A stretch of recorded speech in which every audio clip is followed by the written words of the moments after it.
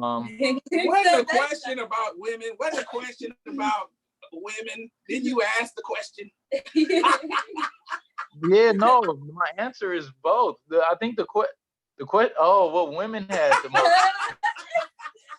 My bad. Well, I'm messing with that's you, man. I'm messing with you.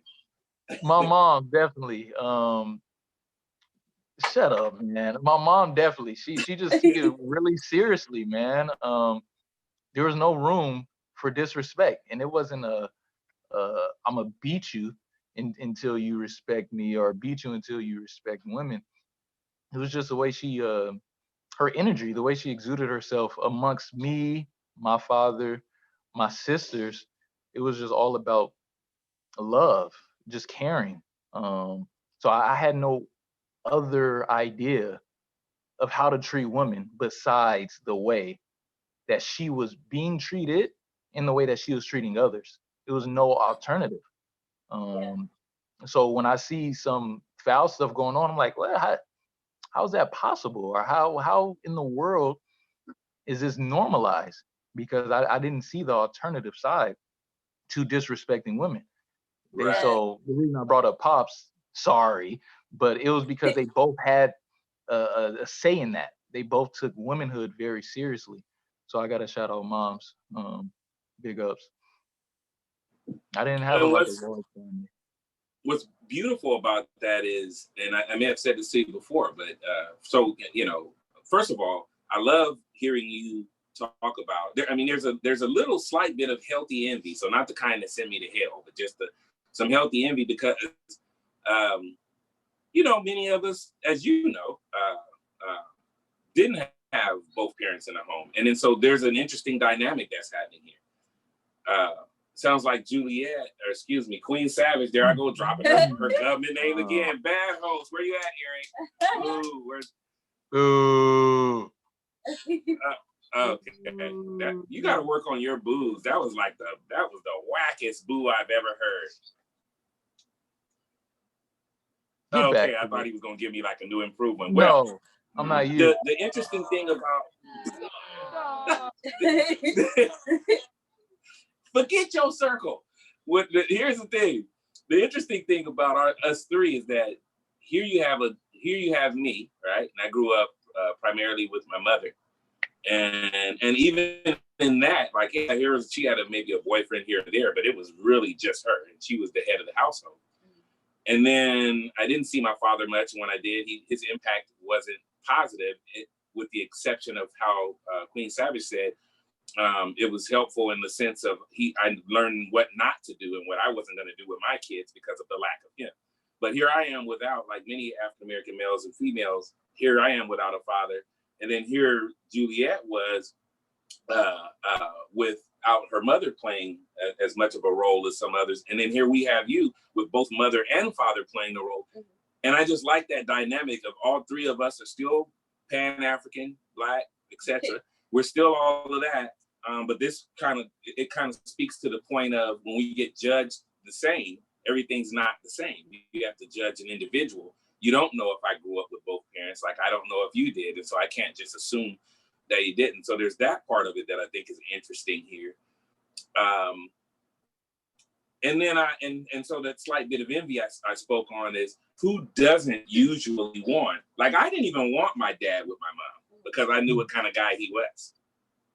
So I didn't even want him there. So it never was like, oh, I wish, yeah, in a kid's dream, I wish my mother and father would have been there in terms of if both of them were good people.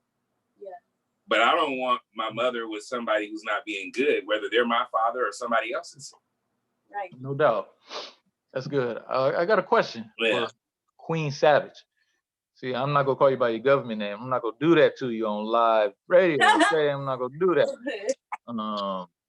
I didn't say anybody did. I'm just saying I'm not doing it. But do you have a problem? I didn't say the last name, at least. You know, I didn't say the last name. You guys make sure you go pick up Queen Savage's single Loaded. Featuring Steve Blood. I got a question. Do you have a problem with males calling or men calling women females? That's a good question. Men calling women females? Yeah. Does that grind your gears or not? What'd you say? Just Does that grind your grind your gears. gears He or said not really? grind your gears. If he got that from Ned So Flanders. if they say like this female, whatever. Yeah. Are you saying like female dog? Yeah, just like how I think I may have used it earlier, like there wasn't a strong female present, or if somebody says, "Hey, let's go out there and find a few females," or I think that's what like you mean, that, right? the latter. Yeah, no, like not at all, because it's a step from the BITCH. Like it's better than that. I'd rather be called a female than the other one. So I don't have a problem with that. I've never had a problem with that. Like, I think it's fine. Yeah. Okay. Classic. I actually have a question for you too, unless you had. I got one more question for you. Well, I don't know if it's one more, but how do you feel about being look? And so I'm glad you asked that question, because now I can say being a female rapper. Now I can say that. Whereas if you had said, I don't like it when they say female, they might have been saying something else. But as a rapper who is female, how about that? How do you feel about the state of female rappers currently? And I mean more, of course, like mainstream, right? So we can always find some great underground stuff like yourself. But as far as mainstream, the Megan Thee Stallions and who else? Rhapsody. Cardi B. So I believe that the female artists industry, they have came back, like they came up, but at what cost? Like the change of it, like they have so much power in the people that, all these millions of people that follow them. Mm-hmm. And it's kind of like I get the music, it's hype, everybody's, turn and stuff. This is the turn generation. So I get that, but it's kind of like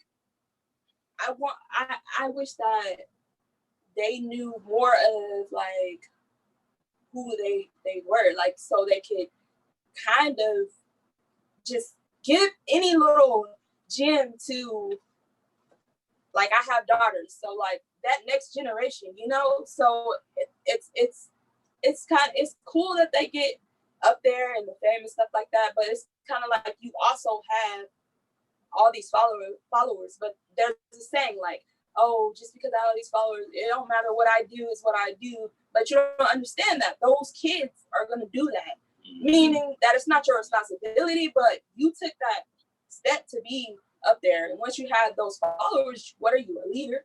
You have millions of followers. You're basically a leader. So what are you going to do to change that? I'm not saying be a conscious rapper. I'm not saying be all holy and stuff. I'm saying, like, what are you going to do differently? Like, don't bleach your skin. Don't do all this other stuff. Like, it's just one thing to rap about this, one thing to just change everything about yourself just to get there, So I respect the female artists, some of them, but then at the end of the day, it's kind of like I feel empathy for them, because it's kind of sad. Yeah. What you think of the rapper Rhapsody? Rhapsody? I don't think that I heard of her. Rhapsody. She's with she dropped an album last year called Eve, and each song was titled from a Black woman. So she had Eve, Michelle, Michelle Obama, Beyonce, Lupita, Harriet. Yeah, so it's like about good 16 tracks, and it's all labeled by a Black woman's name. That's pretty dope. Serena, Oprah. Wow. I'm gonna check that out. Yeah, I'm gonna check that out too. Sound familiar, but I don't know if it's because the word rhapsody is a familiar word, or but it sounds familiar. Yeah. Check it out though. Yeah, that's some good stuff. Well, what say we, once again, you're here at KCBZradio.com, KCBZradio.com, and this is Situation and Circumstance, and you're here with